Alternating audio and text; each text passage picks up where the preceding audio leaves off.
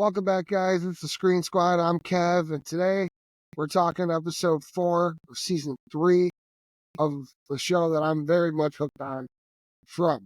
Now, season 3 of From is on track to be its best yet, with some big improvements over the past two, including fewer F-bombs, some trajectory toward answers to all of our big questions, and slightly improved communication between the town's primary residents. Now, before I go into all the good stuff of episode 4, I'll briefly discuss what's still bugging me about the show. A show, like I said, that I'm completely hooked on, problems notwithstanding. Problem 1. Communication between important characters is still lacking. Some very basic stuff needs to be talked about, and they have plenty of time on their hands to chat. Jim not telling Boyd about the phone call, for instance, is just weird. Problem number 2. The extras. The bit parts in Fromville are almost universally annoying. They're catty, brash, rude, often stupid, pointless, and frustrating. I know that people can be like this in real life. I'm on Twitter, but I'm not sure it's a great storytelling choice to have so many deeply unlikable bit parts. Problem number 3. More specific to this episode is this problem, but I'm getting generally baffled by the reaction to the cop, Acosta, who accidentally shoots perhaps the most annoying of the extras, Nikki.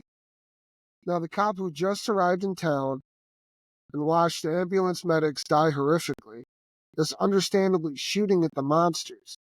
She doesn't know that it's not going to do anything, but she finds out pretty quick. But she's shooting at the monsters that are trying to kill her, and a stray bullet accidentally goes through the window and hits Nikki in the stomach. People are, not even people, but people in the house, the colony house, were hating her, wanting to kill her. It's like it was an accident.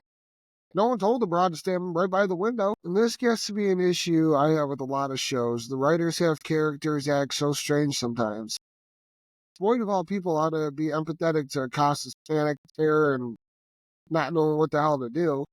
Not yell at her and almost attack. But anyway, on to the episode. The biggest, craziest part of this episode was Tabitha's return to Fromville in an ambulance with Victor's dad, Henry. Her return was prophesized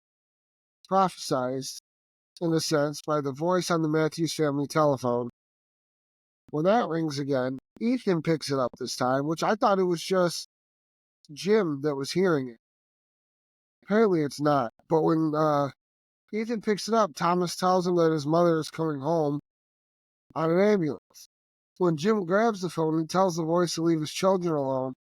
But then the voice says, "Oh, but they're not your children anymore." The voice is speaking now in a really deeply sinister tone, which I don't know what the heck's going on there, but I digress. Not long after Ethan spots the ambulance, so does Boyd, who's been chatting with Randall on the bus. The two run outside, and Boyd manages to grab Ethan as he runs out of the house. Now, they all manage to make their way to the ambulance. Tabitha is pleading with her captors to stop and get to safety when they spot a woman laid out on the road ahead. "That's not a person," Tabitha screams, and Acosta tells her to calm down. She's had just about enough of the outburst. In one of the most agonizing moments so far in this season, she cuffs Tabitha to the ambulance and then follows the medics outside. They're obviously already dead by the time she gets slashed to death by the monster. This pretense, like the episode with the monsters letting out the animals, shows a whole new level of cunning on the monster's part. What follows is a mad scramble to free Tabitha and survive. Jim and Boyd try to free Tabitha, but Boyd doesn't have his handcuffs or key on him. Why? Randall runs to the bus to get a toolkit because now they're improvising on how to get her out of there, which he retrieves and tosses to Boyd. Unfortunately for Randall, he's cut off from the others and tries to escape when the cicadas descend upon him. While Jim tries to save Tabitha, Boyd gets to the driver's seat to drive to safety. Alas, the keys are missing. And he turns around to a female monster saying, "You looking for these?" Smiling and holding the keys. And she says, "Take them, but we get to keep Randall. You can't save them all." Reluctantly, Boyd grabs the keys and starts driving to safety with Randall yelling at him, "Don't leave me." But Boyd doesn't have a choice and Randall is taken. At the very end of the episode, the monsters get Randall back. Outside the big house, his body is left on the windshield of the ambulance. As Boyd looks on in horror, Randall, clearly mutilated, wakes up coughing up blood. Victor and Sarah build a fort. Last week, Victor showed up at Sarah's and told her that since she's the scariest person in town, she's the perfect one to build a fort with them. And this week they do just that. They build a fort out of blankets in the basement and sit inside it like kids. So Victor goes up over the contents of the suitcase he dug up, all items from the people who died when his mother and sister were killed. He took and buried these items because he needed. The boy in white told him he took and buried these items because the boy in white told him to. And his mention of the boy is yet another step closer to each of our principal characters sharing the things they've seen with one another. Victor sharing this stuff with Sarah, it's like the first right step in the right direction anybody on this cast has made. They leave it to Victor to be the one to do it. Victor's so great, I can't get enough of him. If there's one character I'm rooting for the most, it's Victor, who spent his entire life in the night. He's adorable, tragic, heroic, and at times quite funny. At one point, he tells Sarah about his sister and mother dying, just like Nathan, he says, referring to Sarah's brother. Then after an awkward pause, he just chimes in and goes, except I didn't murder them. Victor realizes that in order to save everyone, he needs to remember what happened when he was a boy. And as we've seen with Victor, whether it be pictures or items, he needs to see them to remember. So somewhere there's a clue, but he doesn't want to remember, which is why he needs scary Sarah by his side. You can see why he'd rather forget.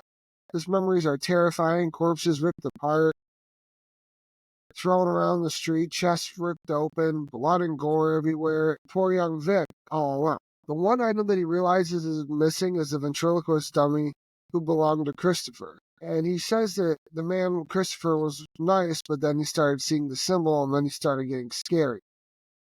The memory of Christopher is enough to send Victor into a full panic. Sarah tells him you don't have to be afraid, that she's the scariest person in town. And Victor goes on to say that the doll's name is Jasper.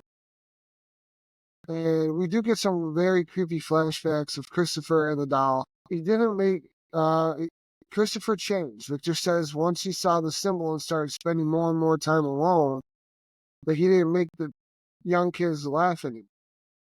We see young Victor walk into a room where Christopher is sitting across from Jasper, who's in a chair, and the doll is moving and talking all on his own. And I'm telling you, the dummy has been the freakiest thing in this entire show.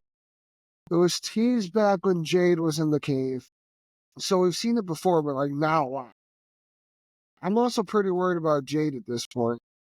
Just like Christopher, he's the one seeing the symbol and the hallucinations of Jasper. So far, he hasn't really changed, except to become more likable and friendly with his fellow townsfolk. But what happens if he starts to go evil? Speaking of Jade, we do get a nice moment with him, Kenny, and Christy, as the three of them hide out in the homestead reminiscing about Kenny's mom. I really enjoy these moments of sweetness and camaraderie, because especially Jade turns over and says, like, your mom was a great person. We loved her. Finish that letter, tell her we said hi. And it's a nice little break from all the gruesome and horrific moments the show has to offer. These moments of sweetness are interrupted by strange bumping in the night, though whether this is from the town's monsters or something else remains to be seen. Tabitha, reuniting with Jim, tells Jim about the paintings and the boy in the tower, but I can't help but wish we had the same scene with Boyd and Donna present. They have their own touching scene when Donna drags Boyd away from the poor policewoman who he almost just killed. And instead of chewing Boyd out, breaks down in tears. He holds her, his anger melted in the face of this unexpected breakdown. And they're both rocks for this community, but even rocks break at some point. Algin's weird, man. He continues to have his visions of the undead woman that I think looks like Tabitha. And Tilly continues to be oddly creepy, though I'm not sure there's anything to that. The creepiest moment by far in the episode comes at the very end as Fatima sits next to Nikki's body. She pulls the bandage off of her stomach, and apparently the smell of the wound gets the saliva flowing for her because she reaches her fingers into the wound, pulls blood out of the body, and puts it in her mouth and licks hungrily. All being said, another exciting, scary, crazy episode of TV's most underrated series. I keep wishing that this show was actually on Prime Video rather than being hidden away on MGM Plus so that more people would get a chance to watch it. But who knows? We'll see what the future holds. I really like where all of this is headed regardless. I mean, we may not have many answers, but we have momentum. Tabitha got out, even if the town pulled her back in. We know there's a way to leave, though I doubt it'll be so simple as jumping the faraway tree from here on out. And there are some crazy parallels in the real world now, with Miranda's paintings and the two bottle trees. Jade will undoubtedly be excited to learn everything Miranda knows. I also like that Victor has a clear quest now, adding yet more momentum and purpose to the story.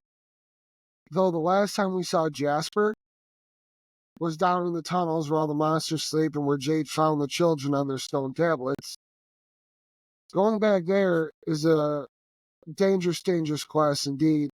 Hopefully by the end of the season we are a bit closer to understanding the nature of this hellish world, and our heroes are a bit closer to uncovering a way to defeat it, or at least fight it. Like, they need a win. They all need a win. Then again, I'm still worried that even solid answers and explanations won't be satisfying due to all the theories that people have created for themselves. But it's tricky when the mystery itself and the nature of not knowing is so much fun. Even a far better ending than we got with Lost could ultimately be a letdown. But what did you guys think of this episode? Let me know on Twitter, Instagram, or TikTok. Also, be sure to subscribe to my YouTube channel and follow me for more reviews, commentary on entertainment and culture. I look forward to hearing from you guys because this show is just next level. Like, let's see your theories. Like, Fatima definitely has a demon monster baby. I also think she could be one of them. But I also think that this pregnancy isn't going to go like a normal pregnancy. Like, yeah, like her body says she's pregnant. Everyone's telling her she's pregnant, but what if she's turned? What if it's not a baby? What if it's her transforming into one of these slowly but surely? Anyway, let me know what you think in the comments. I look forward to hearing from you guys. Stay tuned because the videos never stop. Thanks.